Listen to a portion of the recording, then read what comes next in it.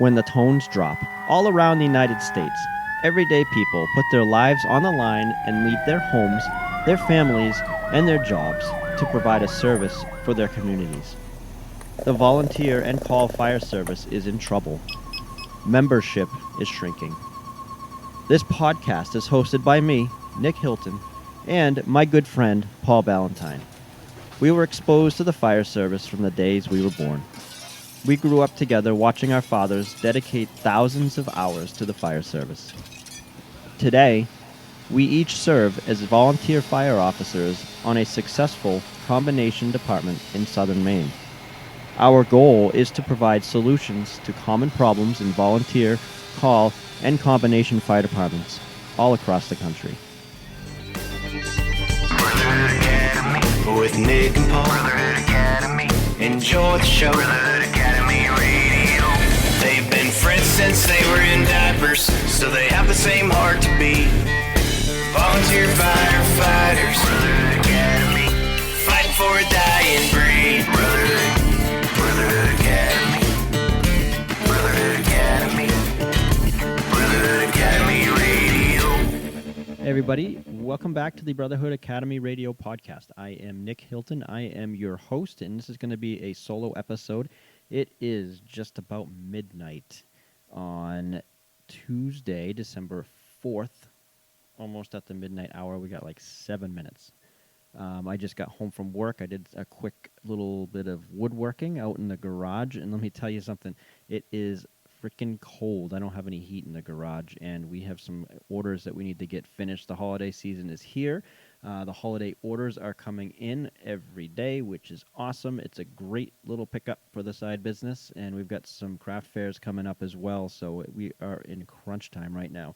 But I wanted to jump on here and give you a quick little podcast about a little topic that I believe hits all of us at some point in our careers with the volunteer or paid on-call fire service. And that is, we all start off in the fire service with that spark when we're brandy new. I remember when I was 18 years old, I joined the fire department. There were, I want to say it was 2 years. I think it was 2 years I made it where I was at the firehouse every single day. I didn't miss one day for 2 years going to the fire station. Now, what does that tell you? That tells you when you first join and when you're young, obviously in your younger years, and you have no big responsibilities except maybe a car payment, a cell phone payment, and maybe rent if your parents are letting you live at home for free. Who knows? But no responsibilities, you go to the firehouse. We talk a lot on this podcast about how the leadership needs to work on maintaining the membership and retention. But one thing that we forget about quite a bit is ourselves and keeping ourselves in the loop and ourselves with that spark. Okay, and this happens to all of us. That first 2 years on the fire department, I was there every single day. But then, slowly, as the years go by, you start to get more and more responsibilities. When you get older, you may find yourself in a career that requires you to spend a little bit less time at the firehouse and more time on your career. All right, we may find jobs where we can't leave for calls. And then later on, we get married. Then we have children. Our families start to grow, and we start to focus our energy on that. And I'll tell you right now, for myself, 17 years into this, my sole focus is my family, our finances, and creating a perfect little cozy life for us all. So what that does is you start to lose your spark. All right, I think back to those years when I first joined, and God, it'd be awesome to be able to go to the fire station every single day again. That would be the best. And to get that exciting feeling when a call comes in. And it could be any kind of call. It could be, it could be a wire arcing or wire down or a fire alarm activation, and you just get that motivation to go. You get that adrenaline rush. It's been a while since I've experienced that, let me tell you what. But there are some things that we can do to gain that spark back. As members that have been on the fire department for a little bit of time, I want to say this probably kicks into full gear after your 10-year mark. For me, it did. All right, I'm at 17 years now, and it's tough sometimes to get that spark back. You want to do it. You want to go to the calls, but also you want to pay attention to your family. You want to pay attention to your family's goals, your life goals. And it's tough to balance it all. It really is. And I think that's a challenge that a lot of volunteer fire departments are facing right now is their membership is trying to balance that out. So it starts with you as an individual on finding a way to get that spark. So my number one thing on my list to get that spark back is to find a hobby. Find a hobby, particularly something outside of the fire service, something that can ease your mind, something that can help you decompress and get rid of that stress that we all have in emergency services. For me, my hobby is obviously it was woodworking, creating things out of wood, creating things out of old reclaimed wood, which is something that I'm totally passionate about. And luckily, my wife and I have been able to turn that into a little side business that I talked about earlier. But find a hobby. Find something that satisfies you, something that keeps your mind off of the everyday stresses.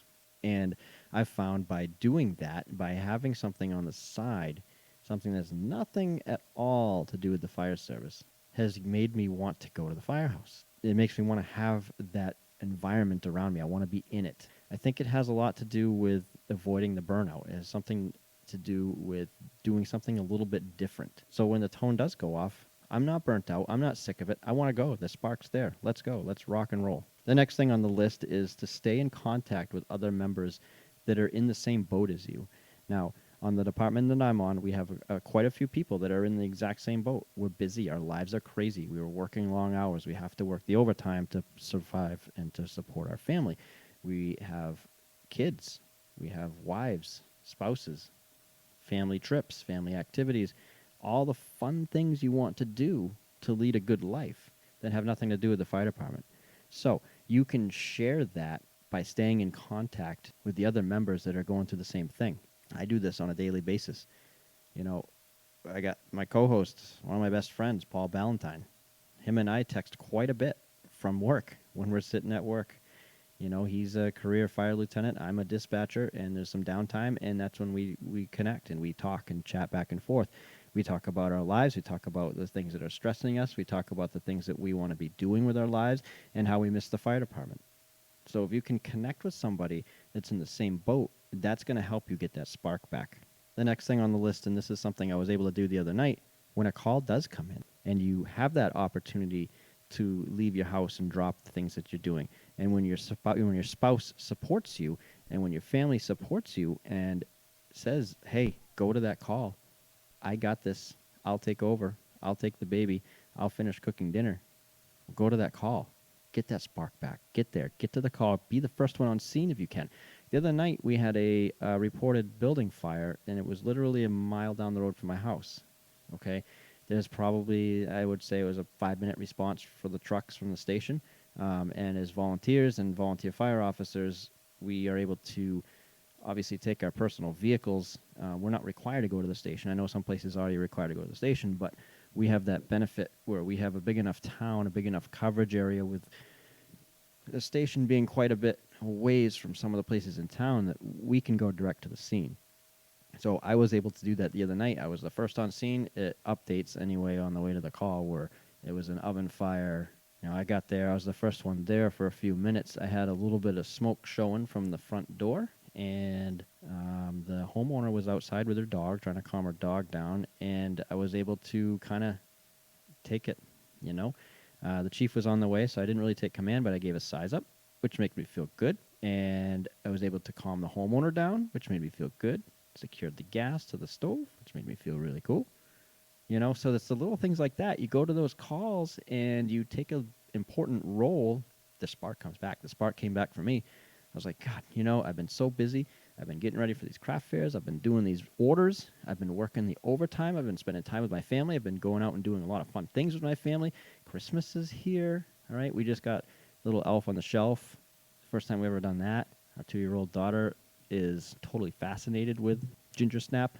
And all these things that are taking over your life are making you forget about the fire service, and you don't want that. In order to get the spark back, take advantage of the times where you can go to the calls.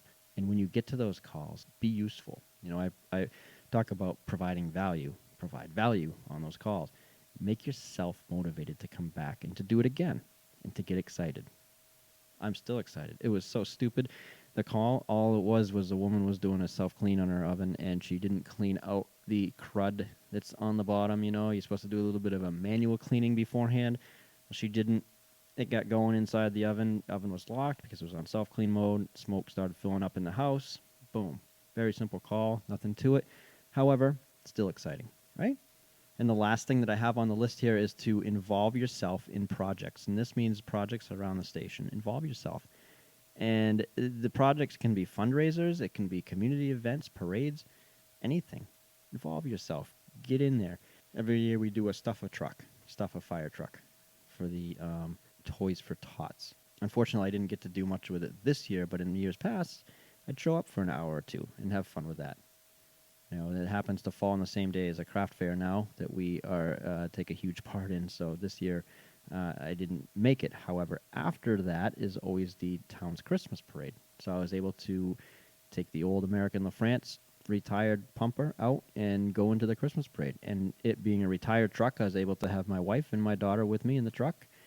And I was able to kill two birds with one stone. A little bit of a family event and a fire department event. And let me tell you what, driving a 1983 American LaFrance Century Series with the Detroit diesel, that'll bring the spark back. And that helped as well. So I want everybody to focus on that. I want everybody to think about that. If you're a newer member, if you're brandy new and you have that spark and you're there every single day and you're making all of the calls, keep in mind that as you get older, the responsibilities are going to start adding up. You're going to start a family. You're going to have a career. And there is going to be a time, and I never thought this when people told me this when I was that age, there is going to be a time where there's going to be things that are more important than the fire station. By all means, it's true. But remember how to keep your spark. Never forget where you came from. Never forget how you started. Never forget how you felt when you started. Never forget that first fire you went to. And try to make every call you go to like it was your first call. Kind of like that first kiss, I guess. We can get a little mushy here. Never lose that spark. And if you feel you're starting to lose that spark, think back to my list. And you know what I'm going to do is I will take this list and I will put it up on social. I'll make a meme out of it. However we're going to do it, I'll figure something out, and it'll be up on my Instagram. If you haven't followed me on Instagram, please do so. It's Nick Hilton _BAR for Brotherhood Academy Radio. Nick Hilton _bar. I'm on there quite a bit. I'm updating the story. I am posting handmade, homemade memes, or whatever you want to call it. I make them myself. I do all the graphics myself. It's genuine. It's real. And it's funny I mentioned that because tonight I had a new follower, and I like to send a private message to everybody who follows. I like to just give a quick thank you. So I had a new follower tonight, and I sent a quick message. I said, hey, thank you for following. And she immediately came back and said, you're a real person? Yes. My response to her was, I am a real person, indeed. And she said, well, there's a lot of fire pages on here, and they like to spam you, which I get that, too, all the time. I kind of call them out on it. It's kind of funny. You get all these different fire-related pages, and it all seems to have the same profile photo of a firefighter with a huge flaming inferno behind him. You know what I mean? You know that picture I'm talking about? They're all the same. But no, I insisted I'm a real person. This is what I do. This is the podcast that we have. Check it out. So, again, check me out anyway on Instagram, and check us out on Facebook. We have a page and a group, Brotherhood Academy Radio. The group is set up so we can do some interacting. I'd like to get some more of that on there. We can have some really cool conversations. So I want to thank everybody for listening. Thank everybody for sharing. This movement is going to get bigger and bigger. I can sense it. There's some cool things coming up, some more guests coming up. Paul and I are scheduling some podcasts very, very shortly. Hopefully we can get one up before Christmas. And if not, we'll have some obviously after Christmas for sure. So thank you everybody again. And I'm going to call it a night because I am getting exhausted and I have got to be up early. One reason, we have a 2-year-old that likes to be up at the ass crack of dawn. Actually, now that the time has changed and it's winter, it's even before that. And we've got some orders to fill. And then I need to be at work early. So busy day. So thank you, everybody. I really appreciate it. And we'll catch you next time.